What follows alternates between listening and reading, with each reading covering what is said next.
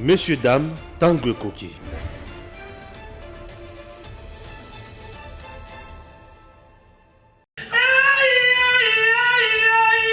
30 juin, un jeudi, comme il y a 62 ans. Heureuse coïncidence de l'histoire, c'est ce jour que la République démocratique du Congo peut enfin affirmer que l'âme de son héros national, Patrice Emery Lumumba, repose en paix.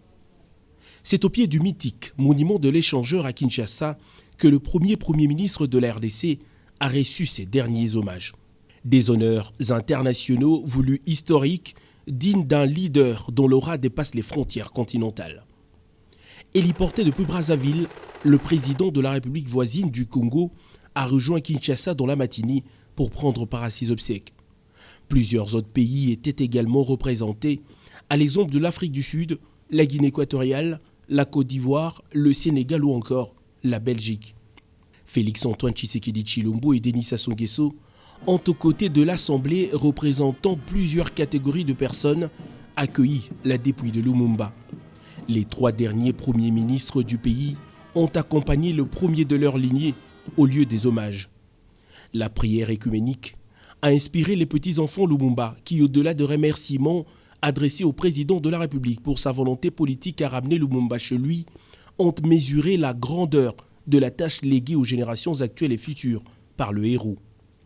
Le peuple congolais a su démontrer que l'aura de Patrice Emery Lumumba a été, demeure et continuera d'incarner un esprit qui rassemble au-delà des groupes ethniques, un esprit qui rassemble au-delà des appartenances politiques. Plus de 60 ans après, je te réponds enfin pour te dire que ton retour à la maison, les honneurs que tu reçois ici, sont une page de l'histoire que tu continues d'écrire. Pour le chef de l'État Félix-Antoine Tshisekedi Tshilombo, le Congo, son pays, a enfin honoré, comme il se doit, sa source d'inspiration citoyenne. Cher héros national, c'était dans la nuit du 27 novembre 1960 que vous aviez quitté Kinshasa, alors Léopoldville, dans l'anonymat le plus total. Vous voilà de retour, 61 ans après, sous le doux soleil du 30 juin, jour sacré de notre libération du joug colonial. Votre action politique était loin d'être une révolution, car vos convictions morales vous interdisaient de recourir à la violence. Par cette conviction de non-violence, vous aviez capté la révolution au passage, vous l'aviez marquée de votre sceau et vous l'aviez orientée. En raison de votre audace, avec lequel vous aviez véhiculé des idées anticolonialistes, vous êtes pour nous, nationalistes congolais, et pour les peuples progressistes disséminés ailleurs dans le monde, le symbole de la lutte pour la liberté, l'indépendance et la souveraineté des peuples. Le dépôt de couronne de fleurs devant la dépouille a précédé la longue procession qui a conduit Lumumba vers son lieu de repos.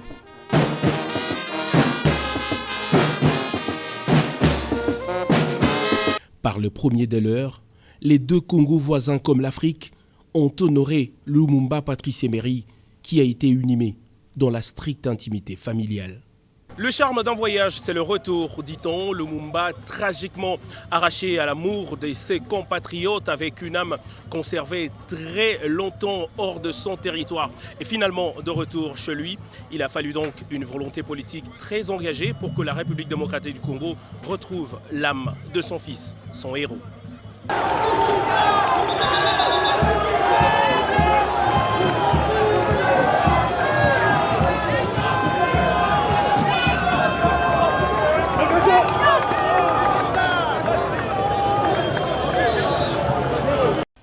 Bonjour, bonsoir, Nabino Nyonso, Balandi, Eden Télévision, de Tokutanaka toujours, Namolobeli Nabino Gauthier, autrement appelé Messi de l'IDPS. Ngai to signala bino parti chaque jour ya okutanaka pona to sola masolo ya mboka na biso, donc information nyonso en général donc ozo sangisa maso ezoleka na kati ya République démocratique du Congo, mboka na biso tolingaka mingi tolingaka kutu te, donc yata 1 cm et kende pa ya bapaya.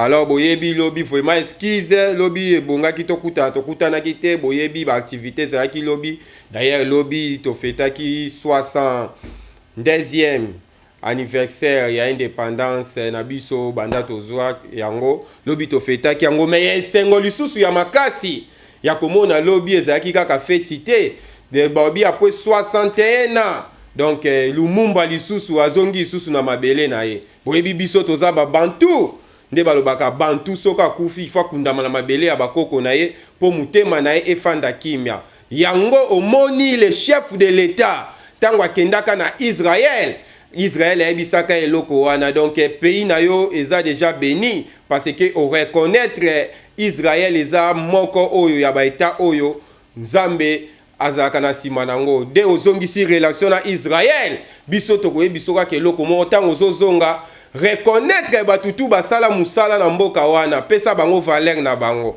nde omoni kozonga ya président de la république abandai kaka na Lumumba te omoni abandai no na Kasavubu donc aza le seul chef de l'état oyo a reconnaître Kasavubu ya komakisa eti na niveau ya héros national donc eza babiloko moko esalami par hasard te eza babiloko moko ya recommandation donc omoni président de la république aza pe le seul président de la république oyo a reconnaître musala ya Simon Kimbangu d'ailleurs section ekoyaka ya baparlement wana okoyokaka date wana ekoma officiellement férié ndenge akolobaka ntango azalaki na kamba donc babiloko nyonso wana eza barecommandation ndenge mpe lelo bomonaki lobi Lumumba akiti na mabele ya bakoko na ye misusu wabi bobombi vraiment kolela ya 61 na bolela sikoyo oui donc eza na batu moko bapermetaki biso te tolela Lumumba donc faci nde sikoyo azongisi Lumumba na mabele ya bakoko na ye po tolela ye ndenge ezalaka nde kaka tolobaki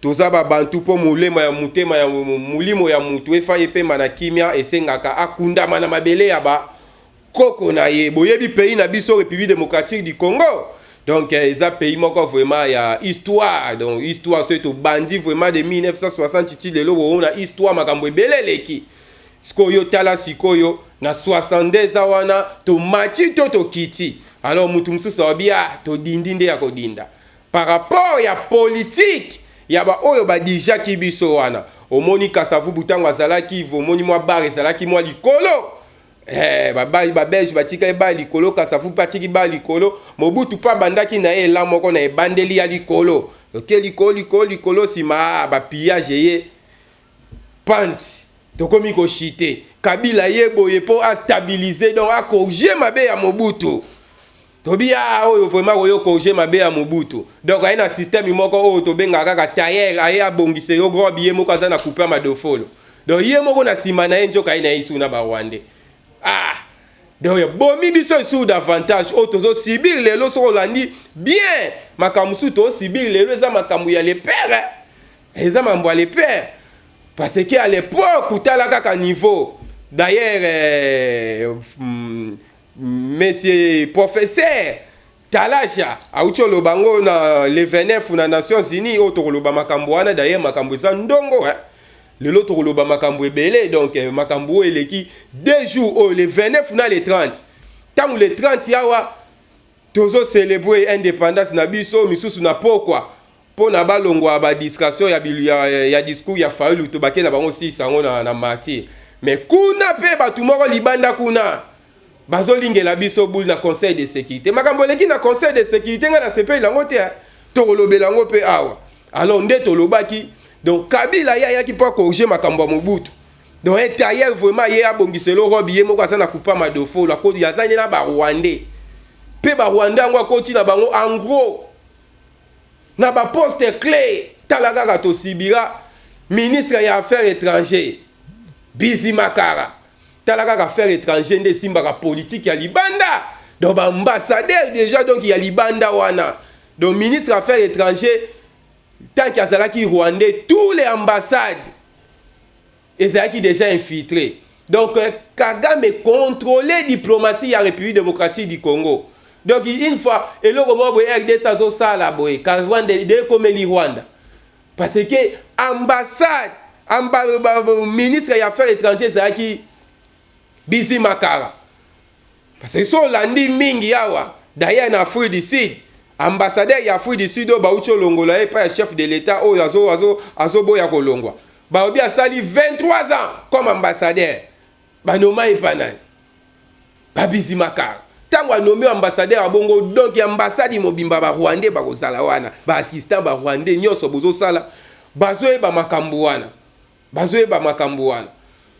yango moni conséquence lelo tozala ngo yangoyo tant que ba ambassade ba Rwandais baza ba passeport ba vie na nga mingi na ba États-Unis kuna vie Guilège sali alobi makamsu tokutana nango wana États-Unis epesa biso kanda oye vraiment zotanga bozomona bozotanga na muto ya za Rwandais mais passeport na congolais passeport ba congolais azo ngondenge nini de ça parmi babiloko wana donc musée Laurent Désiré Kabila kotisaki wana tozui mwana parce que les musa kufi oya ye na kombo mwana tobia donc mwana vraiment encore babomi papa na yako yana mesha ya revanche nde tomona na ba pays mususu donc jamais papa akufi pa ya baini moko boye mwana ye akomisa baini wana ba camarade na ye tomoni onkaka na mboka parce que soko landi histoire ya Kabila le père a été assassiné so landi mingi na bakopa ba Rwandais wana Kabila le père na pouvoir Katumbi na exil ennemi Katumbi à l'époque wana na Zambie asa zambien d'ailleurs je me souviens eloko ebomisaka Diombo tango alobi ya bio mais Katumbi wana afutisa biso mbongo République démocratique du Congo à l'époque vraiment République démocratique du Congo to futa Katumbi mbongo comme citoyen zambien Zambie pe ba côté lié bobi o ya biso bo futa mbongo za congolais te ye po bina congolais te na zambien mais ba futa ye mbongo à l'époque Kabila parce que moi na ye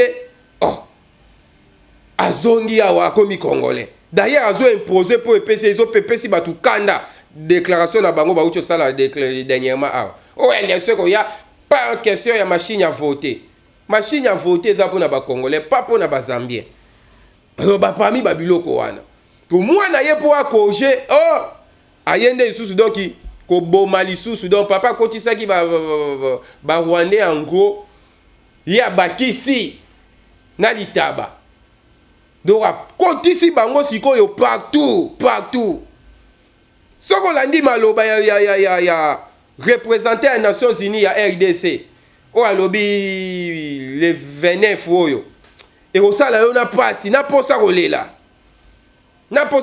vidéo na ngo ezali omoni vidéo vraiment tozo tiaka te bosenga iba vidéo mais numéro eza wana ya WhatsApp merci de l'IDPS so omoni ozala posa ya vidéo ya makambo lekaki na conseil de sécurité déclaration ya ambassadeur na biso ya niveau ya Nations Unies oyo tobengi talaja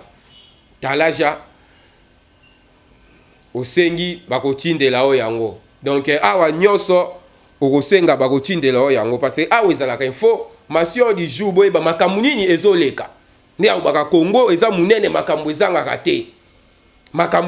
te yango moni na 2019 il faut to bossa na makambo te na 2019 je me souviens encore c'était au mois de décembre 2019 ministre à l'affaires étrangères à l'époque Mama Tumbanzenza wana toza na coalition FCC cash donc asalaki mukanda moko boye ya kolongola des ambassadeurs ambassadeur ya Japon na ambassadeur ya RDC na niveau ya Nations Unies soki bozongi susu boko yeba likambo wana à l'époque oyebe pesaka mbutu be pa bato ya Kabila pourquoi bokosala boye pourquoi longoli ba ambassadeur wana donc ba ambassadeur mususu bazalaki wana yo mona ambassadeur ya Congo mazo travailler na epo na Rwanda donc yen joso azo ya mboka minoto azo ya Rwanda oyo zoyoka oyo ba accord wana ezalaki na ba plan ebele babimisela biso ka boyo plan accord ezalaki ka plan militaire intégration ka na armée na la police ya ba M23 mais njoka intégration ezalaki na ba secteur nyonso tina ba ambassade ba Rwandais basalaki tina ba nini. Olandi mukanda oyo babimi na le 29 lobi na Conseil de sécurité des Nations Unies. Mukanda ya Kalev Mutone bimi. Na mutu nyonso oza na posa ya vidéo vraiment na rotinda vidéo na numéro ya WhatsApp wana parce que tchaka ba crédit to tchaka ba méga pona bino pona observer bino to salaka tout de façon que boye ba information ya mboka parce que mboka no ezaka mboka no ofandi vraiment na France kuna mais olali na yo pongi mais ndoto na yo kako zolota kaka bunagana ozolota kaka na ruchu oyo pe to obeta masolo nango lelo ya ruchu wana na bunagana masolo ya opele kidenki da 10 minutes sikoyo nde na zaboye na zui information mo ya 10 minutes po eleki sikoyo kaka kota este kuna mais information moko sikoyo ya esengo. Alors boye baka kote to wuti nde na lobaki. Pourquoi chef de l'État na 2019 alongolaka deux ambassadeurs wana soki bozo yeba lisusu ambassadeur wana ya Nations Unies boyebe loko salaka. To ambassadeur azui injonction ya Rwanda na place zo ya RDC na o ya Japon. Yoka kombo ya ambassadeur Ignace Gata tala kombo donc autant ofando tangi na classe otika la komona mwana classe monte kombo Gata bisoto yebi otanga na bande kwa so bandundu oyoka ba Mayala Congo Santé oka ba Matondo ba Masiala OK Kasai totanga ba Mulumba nani atanga na Mulumba te nani atanga na Chamala te OK na ba Este kuna otanga na ba Misi ba Kambale oka mutu komone Gata ambassadeur ya RDC o balongola kana 2019 pas fati d'ailleurs à l'époque batouana batakaka ministre affaires étrangères yo sali boye poani wa bato ya FCC bo sali boye poani osali boye poani njoka toyaki ko comprendre que bato yo bazana batu na bango ka libanda o ba travaillaka no pona mboka me ba travaillaka pona Rwanda balongwaka mibale donc Ignace Gata na mususu o ya Japon komo na ezaki nani Ramazani waza ya Japon komo na ezaka so Ramazani bin Kintima lokwaka bin Karubi ye bin Kintima wana zaki na Japon sko basuki wana te baza tale bele pour ambassadeur so batindi akendaka ye moko te okendaka nani basi na ye mobimba sko basi ya pipo na bango ezali basi wana ezali ka ba étranger na ba étranger ba Rwandais donc yango boni Kagame bande kolala na ye vraiment oka pongia ba bébé donc pongia ba bébé bi déjà que nakangi bango diplomatiquement militairement pe bakangaki parce que à la même époque James Kabaré azalaki chef d'état-major ya armée oui ba poste wana ça ba poste moko stratégique okomi ka chef d'état-major un mois ya pamba oui déjà loko ko sala na armée po eboma armée na un mois ya pamba combien bakotaki elobi nani professeur Intalaja ambassadeur na biso ya Nations Unies d'ailleurs soki bolandi makambo alobi alobi pourquoi injustice ya boye toboyi cette fois-ci makambo ya ba intégration mutu auti ki général na na Zamba pour groupe rebelle pasaka na ba général na bango na ba colonel na bango ka na Zamba kuna zwa formation moko te abi mutu azwa ta formation moko te ami autoprogrammé général o kotisi e kaka boya boyo na bango bo koti ba na armée pe bo memi bango bo reconduire bango na ba grade na bango alobi eloko moko epesi nga somo alobi tala na batu tout oyo ba longwa na Zamba oyo bakota na armée bango tout bazalaka ba major mata capitaine ka moko tala niveau mais au moins un Congolais 100% de père et de mère ya soda azo kufwa na grade ya sergent a wume na ngomem super kufi mais batu wana uti na Zamba alobi lisusu eloko mso abalikisi alobi la majorité 100% ya bato wana oyo bamati bagradi wana ata congolais moko te aza na kati. Lelo tokoloba boye ba complicité ya oyo tobengaka bamindele Occident na makambo eleki lobi vraiment elakisa face du monde na France boyebi makambo France asali lobi. Vraiment masolo ya kobeta lelo na moni kozala mo ebele, masolo eza vraiment ebele, masolo eza vraiment ebele. Le président de la République azali na raison ya koloba eza guerre moko économie. Pe président na discours na ya lobi amache maloba te alobi yango bien. Ndeza boye état de siège on a tiaki wana et de biso ya ko démasquer batu tout o balingaka Congo te. Tolobaka ngo na lobaka ngo awa. Mon état de siège wana nde ebimisi makambu na poasa. Ebimisi makambu na poasa. Ti bango balobaka babandai koloba na lamuka. Oui, Tshisekedi a trahir nani? Oh, ateki mboka na kombe. Oh, ba vrai batu batekaki déjà mboka déjà bamonani. Tolobaki omoni de plus en plus tozo pusana. De plus en plus makambo kobima. Ba vrai batu batekaki mboka. Donc ti toza boye pays déjà batu ana déjà batekaki yango. De tikala esko batu bateki bayaka kokota boye bakwei na faux poule mwana mboka ndazima solo. Donc fati vraiment komeli bango na mire. Cette parcelle n'est pas à vendre. Bitumbe bandaka te bandi. Ba vrai batu mboka bazali. Ma yo live ofandi pe ozoloba o mba po pepe na ngai bazo réclamer Kabila Zonga. Bana ba réclamer Kabila Zonga. Peuple to M23. Pour Wilingo Maucho Lobango awa, mieux faut Kabila que Félix Tshisekedi. So M23 zo préféré Kabila. Sko yo peuple ni nango ozo tia na place ya batunyos. Kabila zonga. Makambo eloba mi lobby na conseil de sécurité oyo kyango de. Tala batu mususu. Na lobby na minute oba na mboka to se mobiliser nde na lobaka iloko awa iloko moko d'ailleurs président de la République a confirmé ngo lobby. Donc biso tu na minute oyo les sel mutu ya ko compter na minute oyo eza na ngo kaka armée na biso. Donc il ko tia na yo elikiate na mutu mususu donc armée na biso. O président imoko a lobby il faut population se mobiliser derrière armée. Abou Pia. Pour mutu moko tia ko linga. Récit ya mboka na biso. Donc lelo il faut tia na mutu. Après ba richesse batangisa biso or cuivre coltan nini.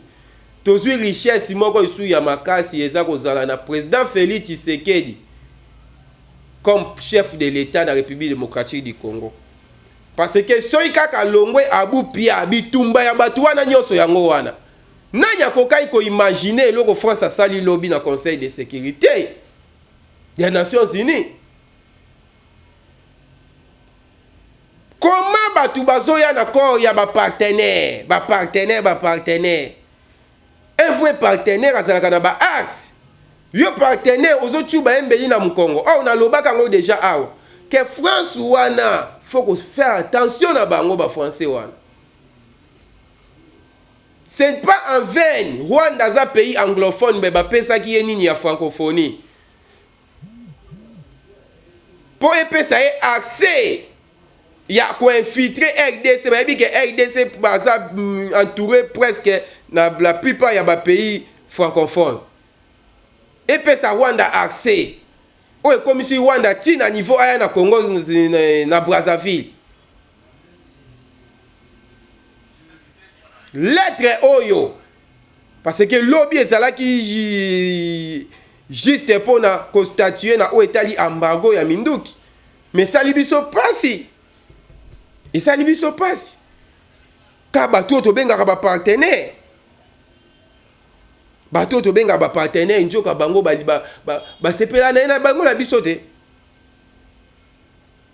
tobaka développement ya RDC bapaye belé kolingango te parce que ande vraiment ezalaki yo kaka dépôt kota yiba kende sala o lingi.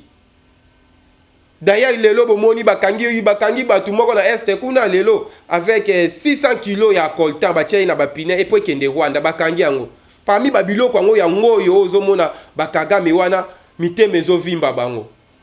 Mais déjà perdre guerre so moi na bisibino perdre guerre parce que to lobela minute yo état ya état de siège ndenge zo avancer to kopesa ngo pe a so no bi perdre guerre déjà perdre guerre kaka batu to benga ba partenaire kaka batu wana nde batu babiso nini mbeli na mukongo biso tout oyebi na vote na niveau ya conseil de sécurité kuna ezalaka 15 pays na Afrique ya wazara na 3 ya bapesa biso kaka côté ya 3 pays tozalaka Gabon, Kenya na Ghana. Kaka 3 pays ya Afrique oyo bavotaki contre lettre ya France. Pour les France mutakoti si lettre wana. France mutakoti si lettre wana. Pour renouveler embargo na biso ya minduki. Ce sont des Français. Peut-être à côté si wana. Kaka ba oyo misusu. Na tangia bino cité bino quelques pays hein. Quelques pays oyo ba voter contre RDC. Donc c'est-à-dire ba o za pour RDCT. États-Unis, France, Royaume-Uni, Émirats arabes unis, pour bazara 15 kuna. Inde, Norvège, Irlande, Brésil, Mexique, na Albanie. 10 pays où va voter lobby les lobby mais baby senga journée. Kaka bango wana bazoya boeto partenariat pour la paix, prospérité na sécurité. Kaka bango wana bazo lingate RDC zwa minduki pona a défendre intégrité territoriale na ye. Yango no bi ba hypocrite batu wana. Mais to pesa bango nzela te. To pesa bango nzela te parce que to zui information bazana ba pion na bango awa. Bazana ba pion na bango awa. Bezana batu na kati ya mboka na biso oyo batu wana bazo pointer bango batu wana nde il faut ba diriger pour batu wana balingaka te mwana mboka ya 100% azwa bokonzi parce que ko travailler toujours l'intérêt ya peuple na ye. Donc il faut ba izini wana ezalaka kaka libanda biso awa to fanda kaka to yeloko na biso ba yibi to zwa ngo lisusu nde bazo mona raffinerie ya or ba moni ya izini ya cuivre. Ba moni raffinerie ya Colbert ekomi awa biloko wana ezoswa bango. Donc bon balingaka te congolais asepela na biloko na ye. Ba biloko msoko ba gratuité ya enseignement oyo. D'ailleurs président Ucholo bango lobi da quelques semaines awa gratuité ya santé. Ezo banda ya basi ya robota na bana ba bébé. Et qui est petit à petit, et comme un biso batamandef. Alors, biloko wana bato wana balingaka ngo te. O eza liste ya ba peyo na tangeli bino o ba voter en défaveur ya RDC. États-Unis, France, Royaume-Uni, Émirats arabes unis, Inde, Norvège, Irlande, Brésil, Mexique, Albanie. Ce qu'on t'a là batu o ba koteli RDC. Ghana, Gabon, Kenya, Chine, na Russie. Vous savez, ba okutu baza ba partenaire privilégié te. D'ailleurs na sepela ki na intervention ya Chine. Mais comment ça fait-il bozo linga kimie kota mais bino moko bozo maintenir sanction ya minduki pona bato ngo po ba se défendre pona mboka na bango. Donc tu veux comprendre que la guerre wana tobunda kaka na Rwanda te tobunda nde na l'OTAN. Tobunda nde na l'OTAN. Na MONUSCO traître. Bintou Keïta le 29 maloba mibale na munoko. Tiangu toyaki tokangaki ba officier rwandais awa na mabele. MONUSCO asali rapport azolobo eloko mo tezo lakisa biso ke armée rwandaise baza vraiment na sima ya M23. Mais lobi tokangi sou mibale. Parce que bazui frappe même si bino frappe oyo bazui oyo tolobelango je passe na suka. Que lobi tokangi sou de rwandais. Na bateni compris. Totu na Bintou Keïta wana isusu baza banani. Ya liboso boyaki. Wana isusu baza banani. Tala na conseil de sécurité ndazo beta munoko. Pour allo a prononcer directement que eza Rwanda mutana sima M23 yoka mama nazo beta munoko. Toza vraiment ko kamwa M23 wana azo utiliser ba arme moko. Donc il y a supériorité oyo groupe armé azalaka nango te donc ba armé oyo vraiment ezalaka loba bien M23 za soutenir na Rwanda point bar nde loba kango batu wana tanke baza kuna na est sécurité ko silaka insécurité ko silaka jamais donc ba MONUSCO wana banani ko de Rwandais otokangaki de Rwandais otokangaki na ba photo oyo ya ba image oyo eleki na journée ya lelo banzi ingénieur mui ba photo wana donc ba photo ya matériel tokangi lelo soko iko lekisa ba photo to ba vidéo nde bo senga na numéro wa WhatsApp ba photo to bo senga to bo tindela bino. Ba photo wana neti botine o moni wana botine ba komi vraiment na botine RDF donc force de défense rwandaise wana peza lokuta des militaires otokandi wana lisusu wana isusu bazalo ya lokuta donc ko wagana ka suka ba kozwa yo kaka tolobi cette fois-ci pouvoir simba misko epa ya mwana mboka. Donc fati na minute il faut to battre le ko amaki ponde bazo luka ye so to perdre ye to zongi à zéro. On a zo bisabino yango wana. Ke batu wana tout ba fongoli misu. Na minute tous les pays keto na RDC. Tous les pays keto. Mais lettre oyo bimi lobby na conseil de sécurité ya Kalev oyo ba imposaki ye et pas ya na Uganda azwa ba groupe ougandais donc na minute ce to comprendre bien tozana ba Rwandais kaka te tozana ba Ugandais na ba poste mususu clé ya mboka na biso par rapport ya lettre wana etanga mai lobby na conseil de sécurité. Donc, vraiment, c'est gâteau. Puis combien il faut y avoir un nombre? Plus de 1000 personnes, 1000 militaires infiltrés. Auto brali lala moko kute ko bebi sama lala belé. Sko 1000 malala yamabe. Donc, fatia ko kuta armée et pola. Armée pola.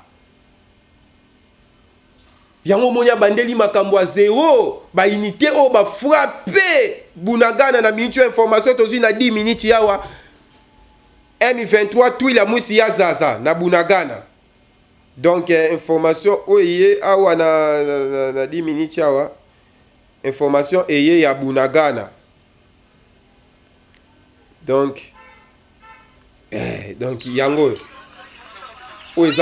oyo autinde la bino pe ba osenga vidéo il y a personne oh image les kana minute donc ba pakati mbangu M23 ba pakati mbangu donc na numéro wana ya WhatsApp nde to autinde la bino donc ba sundoli frontière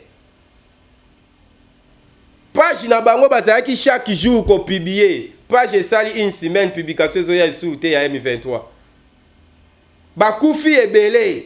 D'ailleurs information moko chaîne moko ya Rwanda euti koloba awa chaîne moko elobi na etangi elobi na kina Rwanda il paraîtrait que nani azape ya kokufa Makenga parce que information liboso ya ki azui azaki blessé azwaki masasi ba ndo traité na Uganda mais nini ya Rwanda oyo ebimi ope na otindela bino bobi akufi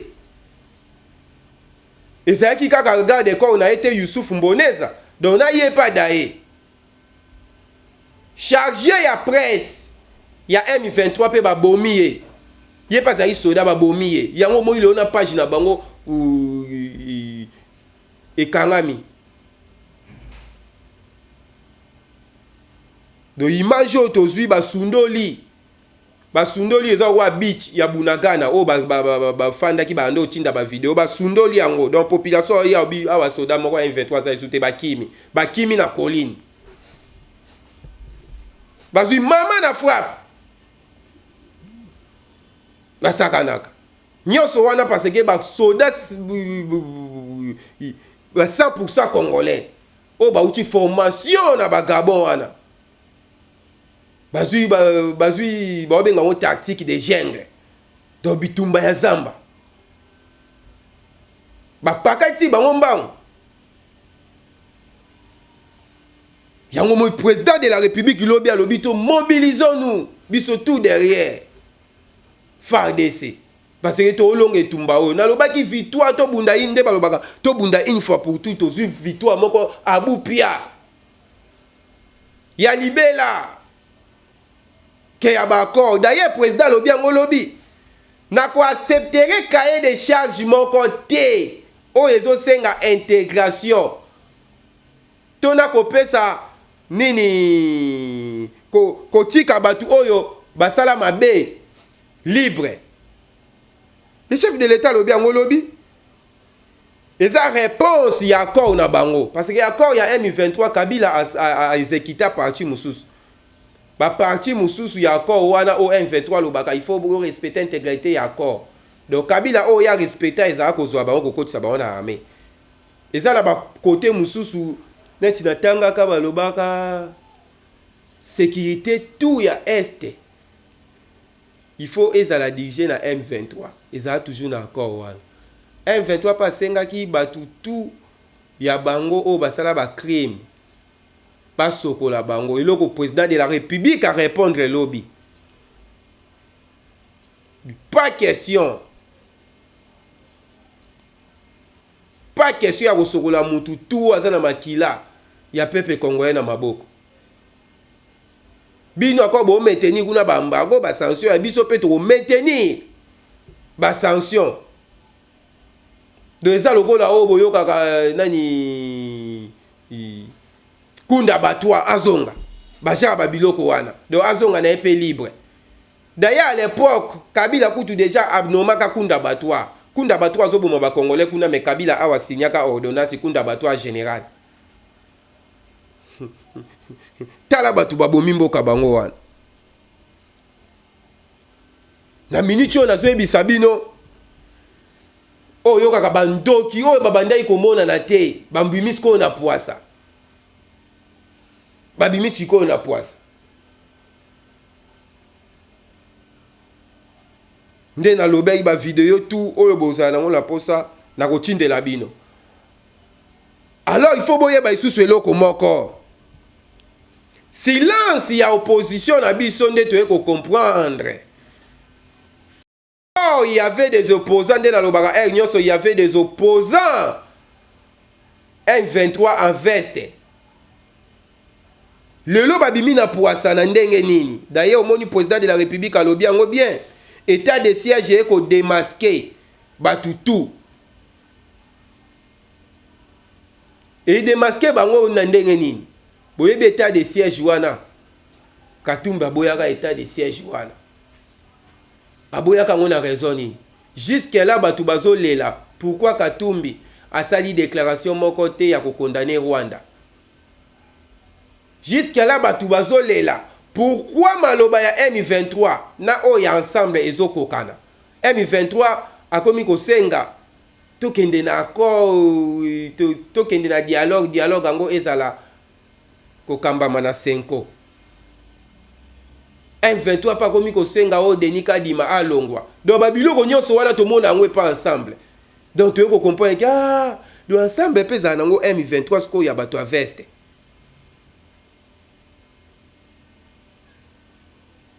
Ya ombo mpe na ngambu wana ya ba papa na biso wana pe bakangi munoko. Mais tolobaki awa sikoyo ekomi likufa libika. Donc tozwa victoire une fois pour toutes. Congo ezonga ya ba Congolais abu pia. Merci o tozaki nango lelo ya kopesa bino yango wana. Messieurs, dames, Tanguy Koki.